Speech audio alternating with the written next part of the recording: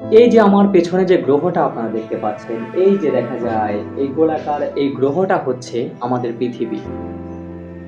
এই পৃথিবী গ্রহেই আমরা প্রায় ৭০০ কোটি মানুষ বসবাস করি।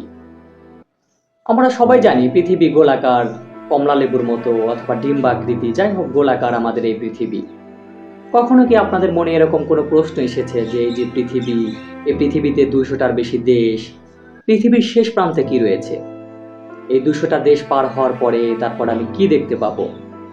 যদি আমি এখান থেকে হাঁটা শুরু করি, এই যে বাংলাদেশ, এরপরে ভারত, পাকিস্তান, সৌদি আরব, ইরাক, ইরান, রাশিয়া, তারপরে হয়তো রাশিয়ার সাইবেরিয়া পার হওয়ার পরে আমি কি দেখতে পাবো?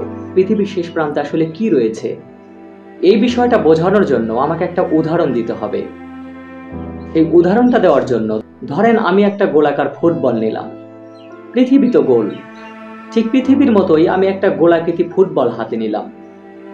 এখন এই ফুটবলটার উপরে যদি আমি একটা পিঁপড়াকে ছেড়ে দেই এবং পিঁপড়াকে যদি আমি বলি যে পিঁপড়া তুমি এই ফুটবলের উপর দিয়ে ঘুরতে ঘুরতে এই ফুটবলের তুমি শেষ প্রান্ত খুঁজে বের করো, পিঁপড়া কি কখনো এই ফুটবলের শেষ প্রান্ত খুঁজে পাবে?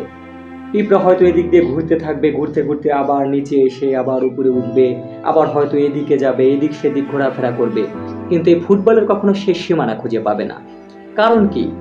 গোলাকার জিনিসের কখনো শেষ প্রান্ত খুঁজে পাওয়া যায় না। কারণ আপনি যখন এক প্রান্ত থেকে শুরু করবেন, ঘুরে আপনি ঠিক ওই প্রান্তেই আবার চলে আসবেন।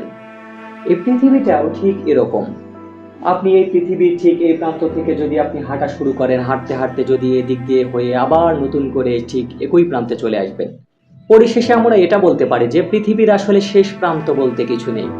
আপনি যদি এই বাংলাদেশ থেকে ভারত, পাকিস্তান, চীন, ইরাক, ইরান, রাশিয়া পার হয়ে আপনি যেখান থেকে যাত্রা শুরু করবেন, সেখান থেকে হাঁটতে হাঁটতে ঠিক বিপরীত দিক হয়ে আবার সেই পুনরায় একই জায়গায় ফিরে আসবেন। আশা করি বিষয়টা আপনাদের বোঝাতে পেরেছি। আমার পরবর্তী ভিডিওগুলো দেখতে আমাকে ফলো করে রাখতে পারেন এবং ভিডিওটি শেয়ার করে সবার কাছে পৌঁছে দিতে পারেন।